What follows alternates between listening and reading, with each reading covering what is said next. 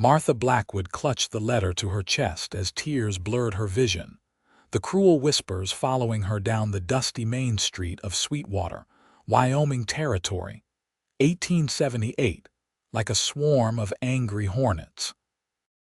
Her husband of 6 years, Thomas Blackwood, had not only abandoned her for the saloon girl with flame-red hair and curves that made men forget their wedding vows, but had the audacity to send a letter announcing their elopement to California, leaving Martha alone with nothing but a mountain of debt and a shattered reputation.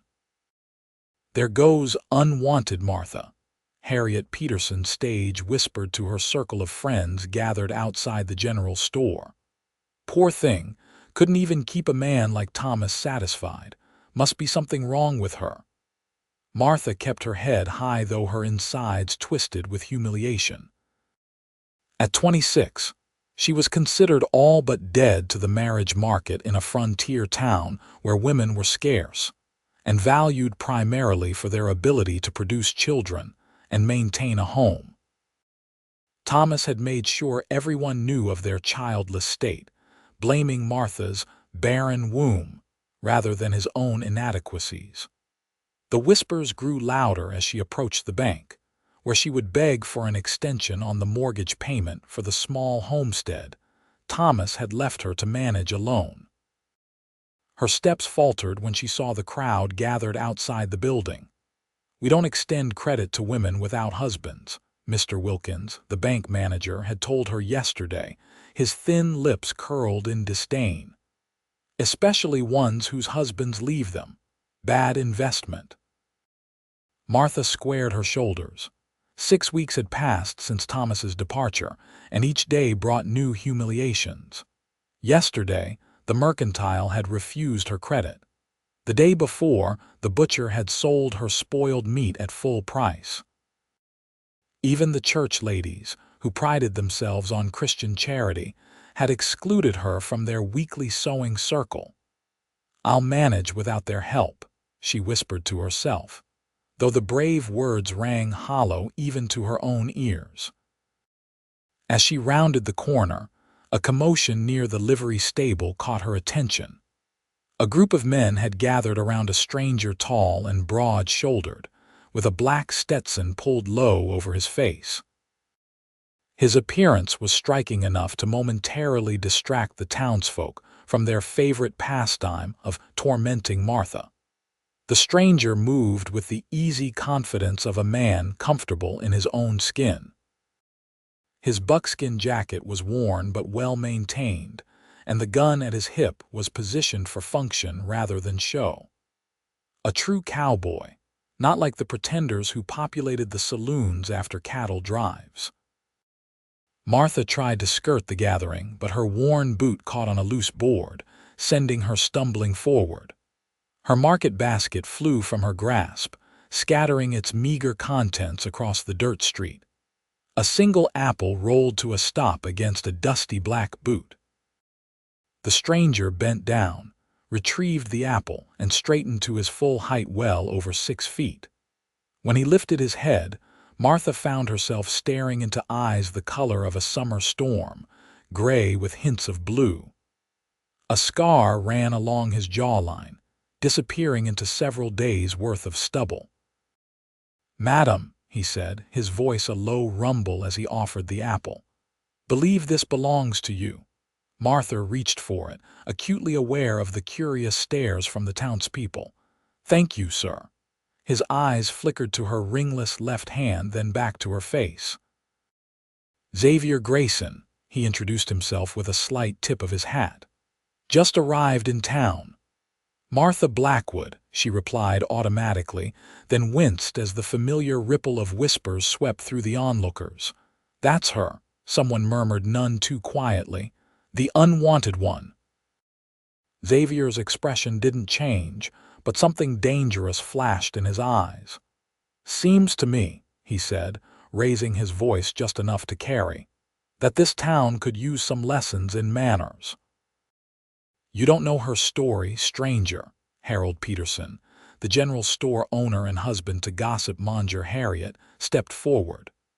Her husband ran off with a saloon girl, left her with nothing but debts and disgrace. No decent man would want what another man discarded. Martha's cheeks burned with humiliation. She opened her mouth to defend herself, but Xavier spoke first. "I reckon a man who'd leave a woman like Mrs. Blackwood has less sense than a rattlesnake in a snowstorm," he drawled, his hand resting casually near his holster. "And any man who'd speak of a lady that way has even less." Peterson sputtered, taken aback by the stranger's directness.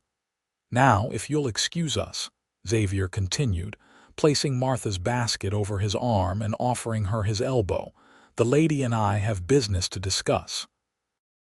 Martha hesitated only a moment before placing her hand on his arm. Whatever this stranger's game was, it couldn't possibly make her situation worse. "What are you doing?" she whispered as he guided her away from the gawking crowd. "Giving them something new to talk about," he replied, the corner of his mouth lifting slightly. "Though I'm not sure what's more surprising to them, me defending your honor or you accepting my escort." "Both are equally foolish," Martha said, though she didn't remove her hand from his arm. "You don't know what you're getting yourself into, Mr. Grayson." "Xavier," he corrected. "And I rarely do anything without knowing exactly what I'm doing, Mrs. Blackwood." "Martha," she found herself saying, "and I doubt that very much. You've just aligned yourself with the town pariah." His laugh was unexpected, warm, and genuine. "Wouldn't be the first time." He glanced at her basket. "Were you headed to the market, the bank?" she admitted. "Though it's a futile errand. Mr. Wilkins has made it clear he won't extend my mortgage. I have until the end of the month before they take my land." Xavier's eyes narrowed. "Your land, not your husband's. Thomas put it in my name when he bought it," Martha explained. "Said it was for tax purposes. It's the only reason I still have a roof over my head, though not for much longer." They had reached the bank, and Martha felt Xavier tense beside her as they entered the cool interior. Mr. Wilkins looked up from his ledger, his expression souring when he saw Martha. Then his gaze shifted to Xavier, and uncertainty crossed his face. "Mrs. Blackwood," he said stiffly. "I believe I made my position clear yesterday." "You did," Martha agreed, hating the tremor in her voice, "but circumstances have changed." Xavier stepped forward, placing a hand on the counter. "Xavier Grayson," he introduced himself.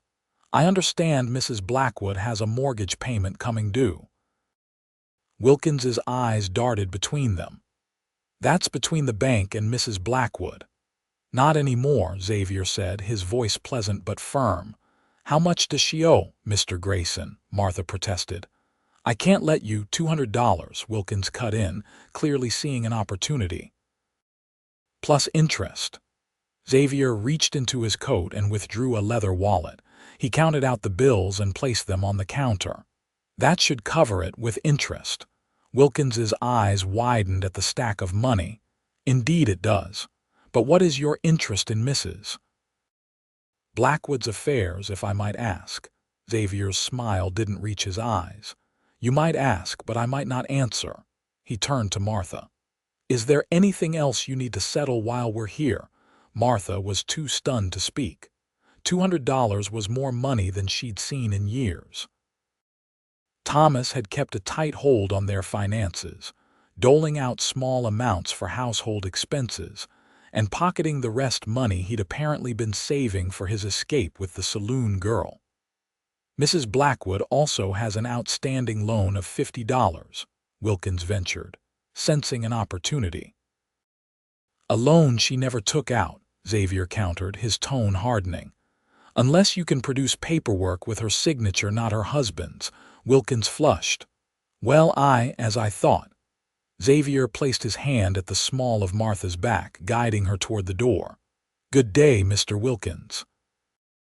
Outside, Martha turned to him, bewildered and wary. "Why would you do that? You don't know me." "I know enough," Xavier replied, adjusting his hat against the midday sun. I know this town has judged you for something that wasn't your fault. I know you're facing hardship with more dignity than most men I've met. That doesn't explain why you'd give a stranger $200, Martha pressed. Xavier's expression turned serious. It wasn't a gift, Martha. It was an investment. I'm looking for land in these parts, and from what I heard in the saloon last night, you own 40 acres of prime grazing land with a creek running through it. Martha's heart sank. Of course. He wasn't being charitable, he was being shrewd. So you want my land?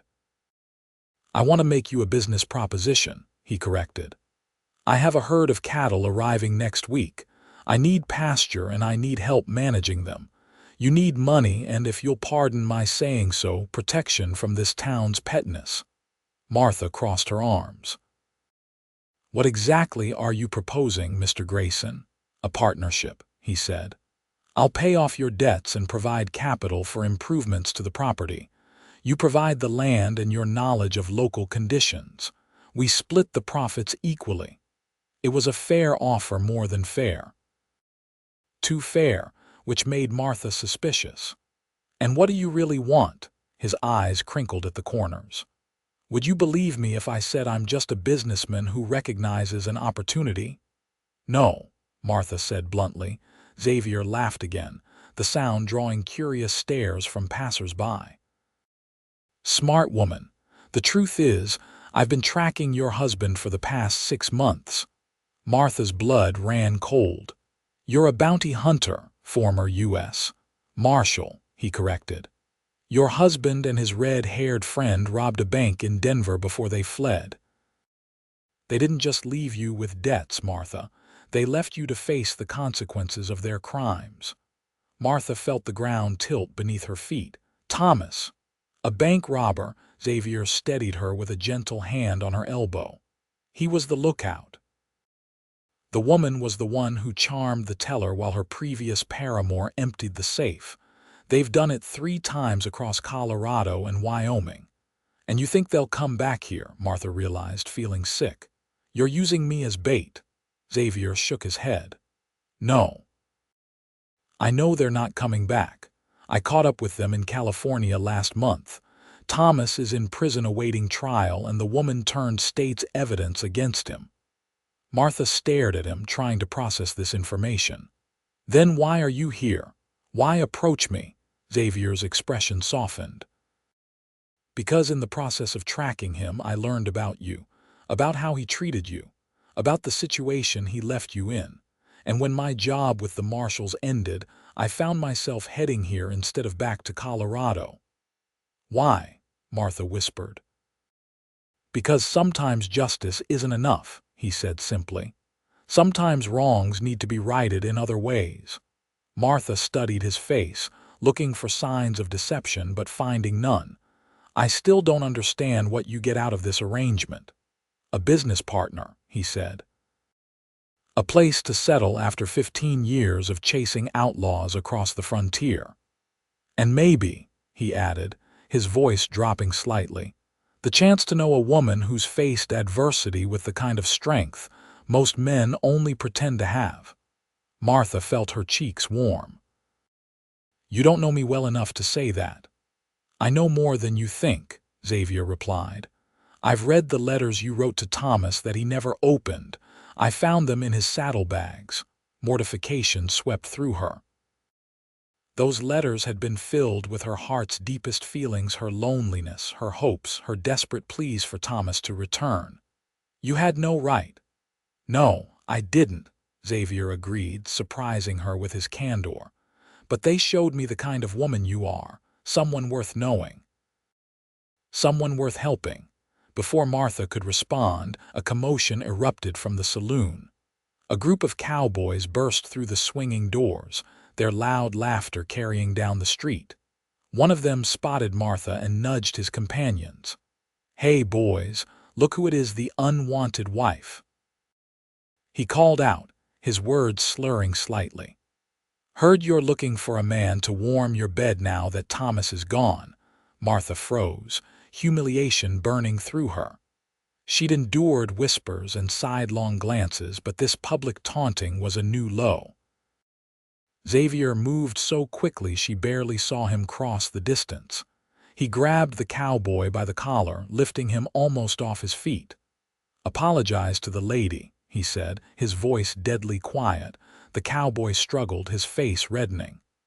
"Let go, mister. I was just having some fun."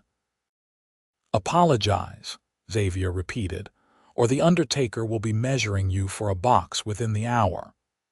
Something in Xavier's expression must have convinced the man of his sincerity, because he immediately stammered out an apology. Xavier released him with a slight shove. "If I hear anyone in this town speak of Mrs. Blackwood with anything less than respect," Xavier announced to the gathered crowd, "they'll answer to me, and she isn't unwanted." His eyes locked with Martha's across the street. "She's mine." A collective gasp went up from the onlookers. Martha stood rooted to the spot, shocked by his declaration. She should be outraged at being claimed like property, but instead she felt a peculiar warmth spreading through her chest. Xavier returned to her side, offering his arm once more. "I suggest we continue this discussion somewhere more private. Perhaps your home." Martha found herself nodding, her mind reeling from the events of the past hour. As they walked toward the edge of town where her small homestead lay, she finally found her voice. "That was quite a declaration, Mr. Grayson." "Xavier," he reminded her, "and sometimes a clear statement of intent is necessary when dealing with people who only understand possession." "And is that what I am to you? A possession?" Martha challenged. "No," he said firmly. "You're a woman who deserves better than what life has handed you so far. I meant what I said about a business partnership. The rest—" he hesitated. "The rest is up to you." They walked the remaining mile to her homestead in companionable silence. Martha's mind raced with possibilities. She had been prepared to lose everything, to be forced to seek work as a housekeeper or laundress in some distant town where her story wasn't known. Now, this stranger, this former lawman, was offering her a chance to keep her land and her dignity. Her home came into view, a modest cabin with a small barn and corral. The vegetable garden she had planted in the spring was thriving despite her limited resources, and the peach tree beside the house was heavy with fruit. "It's not much," she said apologetically as they approached. Xavier surveyed the property with an appreciative eye. "It's good land. Well chosen. You've maintained it admirably considering your circumstances." His praise, offered without condescension, warmed something inside her that had been cold for too long. "Would you like some coffee?" Martha offered as they reached the porch. "I can't offer much in the way of hospitality, but I do have coffee." "I'd appreciate that," Xavier said, removing his hat as he followed her inside. The cabin's interior was clean and orderly, if sparsely furnished. Martha busied herself with the stove while Xavier took a seat at the small kitchen table. "How many cattle are in this herd of yours?" she asked, needing to focus on practical matters. 200 head to start," Xavier replied. "Quality stock from Montana. I plan to breed them with the hardier local varieties." Martha set the coffee pot on the stove. "That's ambitious for 40 acres. I've purchased the adjacent parcel to the north, another 60 acres. Just finalized the deal yesterday." Martha turned to face him. "The old Wilson place." "But that's been abandoned for years." "Which is why I got it for a fair price," Xavier said with a slight smile. "Between your land and that parcel, we'll have enough for a decent start. I also have an option on the ridge land to the east if we decide to expand." "You've thought this through," Martha observed, pouring the coffee into 2 chipped cups. "I rarely act without a plan," Xavier confirmed, accepting the cup she offered. "Though I'll admit, confronting that fool outside the saloon wasn't part of today's agenda." Martha sat across from him, wrapping her hands around her cup. Why did you do that? Make that declaration about me being yours? Xavier met her gaze steadily. Because in my experience, men like that only respect what they believe belongs to another man. It wasn't right, but it was effective. He paused. I apologize if I overstepped. Martha considered his words. It was startling, but I understand your reasoning. She took a sip of coffee. What happens now? Now we formalize our arrangement, Xavier said. I'll have papers drawn up for our partnership.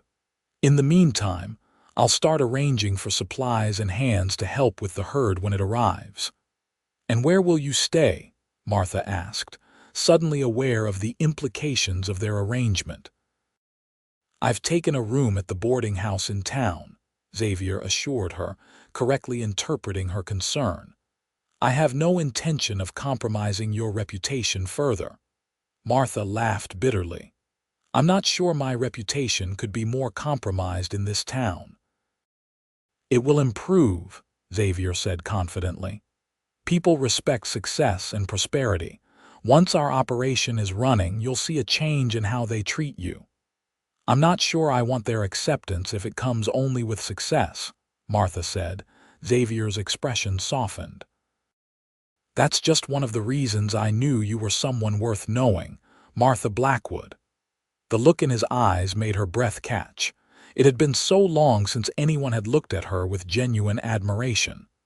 Tell me about yourself, she said, changing the subject.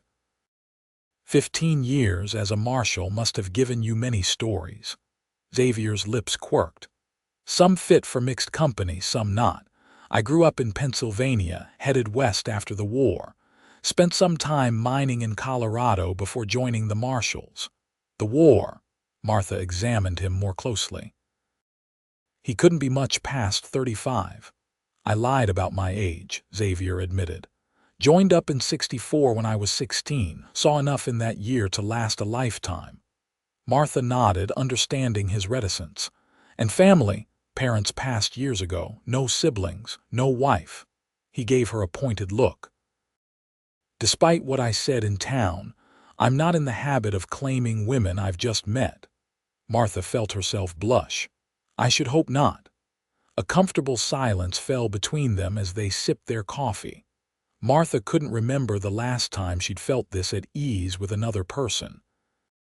Thomas had always filled silences with complaints or demands, making quiet moments rare and strained. What will people think? She finally asked. About our arrangement, Xavier set down his cup. They'll think what they want to think. The question is, does it matter to you? Martha considered this. It shouldn't, but after months of whispers and judgment, it's hard not to care. Then let them think we're courting, Xavier suggested, his tone casual though his eyes were intent on her face.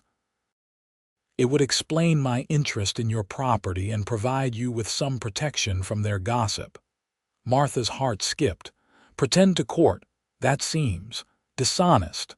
Not pretend, Xavier clarified, his voice dropping slightly. Court, for real. Martha stared at him, certain she had misheard. You can't be serious. I'm not a man who jokes about such things, Xavier said. I know it's sudden. I know you have every reason to distrust men after what Thomas did. But I also know that sometimes life offers unexpected chances, and only fools turn them away without consideration. You don't know me, Martha protested weakly. I know enough to want to know more, Xavier countered. I know you're strong, resilient, and kind despite having every reason not to be. I know you work hard and don't complain even when faced with injustice. He leaned forward slightly. And I know that I haven't felt this way about a woman in a very long time. Martha stood abruptly, needing distance. This is a lot to take in. Xavier remained seated, giving her the space she needed. I understand. I'm not asking for an answer today, just for you to consider the possibility. Martha moved to the window, looking out at the land she had worked so hard to maintain. Why me? There must be dozens of women who would be interested in a man like you, women without my Complications. Xavier's chair scraped as he stood, though he didn't approach her. Maybe I've had enough of simple in my life.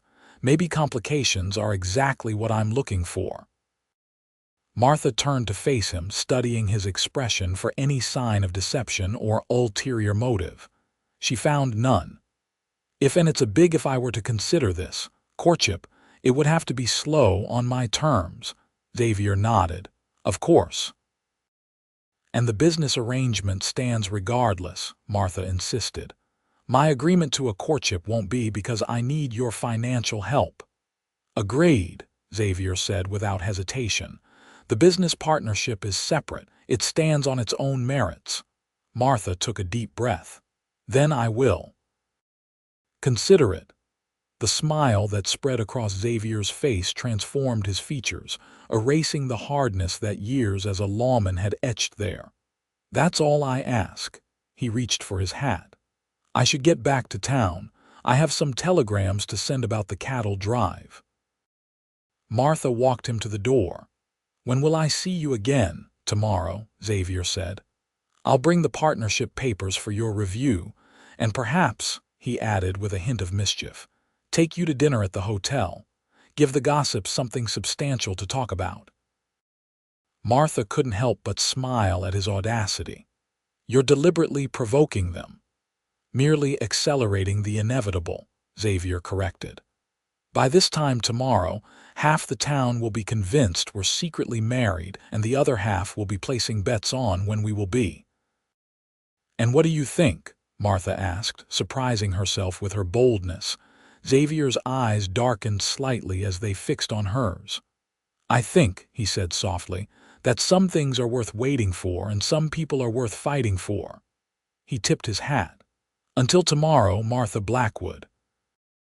She watched him walk away, his tall figure silhouetted against the setting sun. For the first time in months, perhaps years, hope unfurled within her chest like a flower reaching for sunlight. Over the following weeks, Xavier proved true to his word. The partnership papers were fair, even generous. The cattle arrived as promised, along with 4 experienced cowhands who treated Martha with unfailing respect. Xavier called on her daily, sometimes bringing small gifts, a ribbon for her hair, a book of poetry, fresh fruit from the mercantile that had previously refused her credit. Each evening, he escorted her to dinner at the hotel, his hand protective at the small of her back. The townspeople watched with avid curiosity as the former pariah moved through town on the arm of the impressive newcomer. Whispers followed them still, but they had changed in tone. He must see something in her we all missed, Harriet Peterson was overheard saying to her husband. She's certainly looking better these days, Harold replied. Almost pretty, with those new dresses. Martha found the change in attitude both amusing and infuriating. The same people who had shunned her now smiled and nodded when she passed. The bank manager who had refused her extension now offered favorable terms on a loan to expand their cattle operation. The butcher suddenly found his best cuts available when she entered his shop. You were right, she told Xavier one evening as they sat on her porch watching the sunset. Success does change how they treat me. People are fickle, Xavier agreed, his shoulder warm against hers. But not all of them. Some just needed to see you through fresh eyes. In truth, Martha herself felt as though she was seeing the world through fresh eyes. With each passing day, her confidence grew. She found herself laughing more, standing taller. The haunted look that had shadowed her face since Thomas's desertion gradually faded, and then there was Xavier. He courted her with a patience and consideration that Thomas had never shown, even during their brief courtship. He listened when she spoke, valued her opinions about the ranch, and never pushed for more intimacy than she was ready to give. Their first kiss, shared in the moonlight after a particularly successful day with the herd, had been gentle yet filled with promise. As summer turned to fall, Martha realized she had fallen deeply in love with Xavier Grayson. The revelation came not as a surprise, but as a confirmation of something she had known for weeks. They were riding the fence line together, checking for breaks before the first winter storms, when Xavier reined his horse to a stop beside a large oak tree. "This seems like a good place for a house," he said casually, dismounting. Martha frowned in confusion. "A house for one of the hands." Xavier helped her down from her mare, his hands lingering at her waist. "No," he said, his eyes serious. "For us, if you'll have me." Martha's heart stuttered. "Xavier, I love you, Martha," he said simply. "I think I started falling for you when I read those letters you wrote to a man who didn't deserve them. I knew for certain the day I met you, and every day since has only confirmed what I already knew." He reached into his pocket and withdrew a small velvet pouch.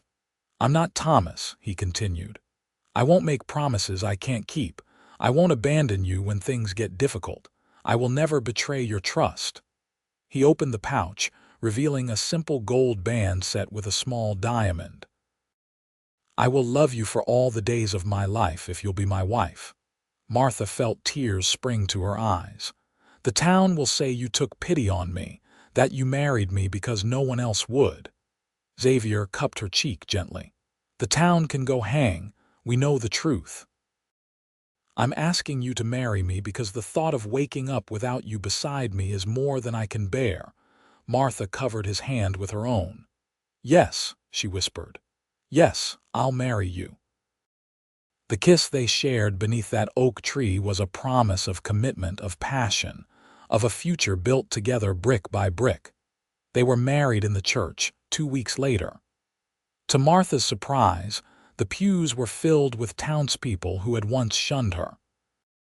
Perhaps it was curiosity, perhaps genuine goodwill, but their presence felt like the closing of one chapter and the beginning of another. "I now pronounce you husband and wife," the preacher declared. "You may kiss your bride." Xavier's kiss was gentle but possessive, a public declaration of what he had told the town months earlier.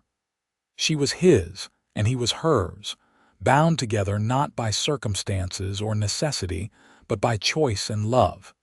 At the reception in the hotel dining room, Harriet Peterson approached with an envelope. "A wedding gift," she said, her expression uncharacteristically humble.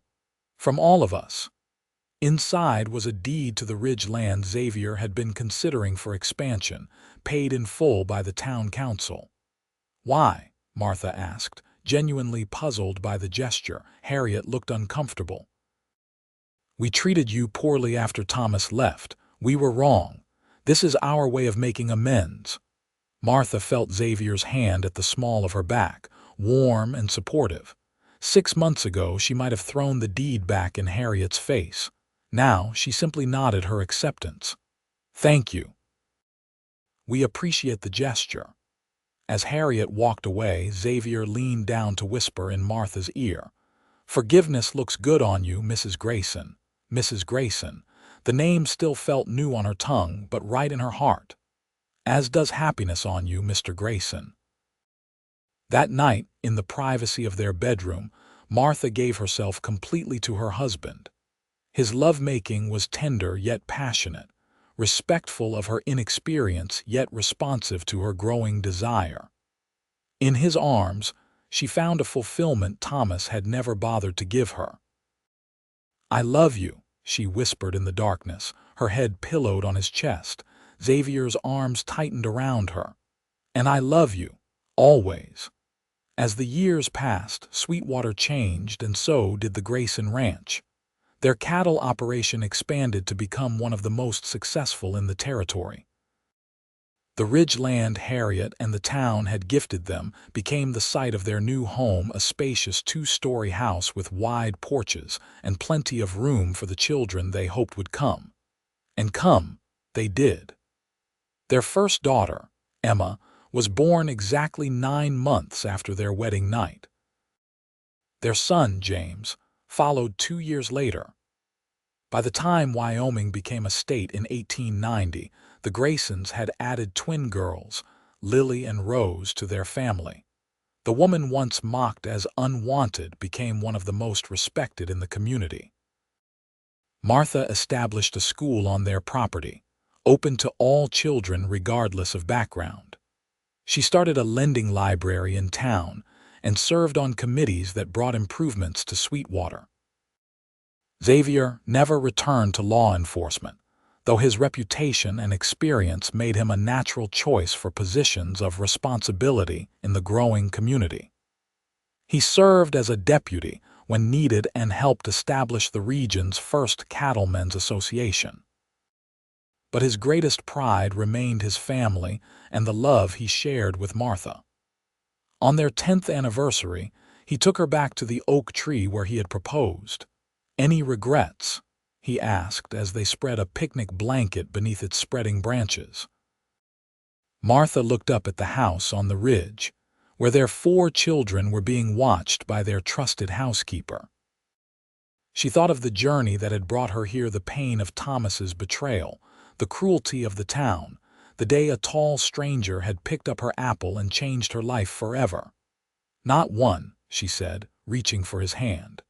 "You," Xavier brought her fingers to his lips. "Only that I didn't find you sooner." Martha smiled, leaning into his embrace. "You found me exactly when I needed finding." As the setting sun painted the Wyoming sky in shades of gold and crimson, Martha Blackwood Grayson rested in the arms of the man who had seen her worth when she had forgotten it herself, the man who had looked at a woman the town called unwanted and said with conviction, "She's mine."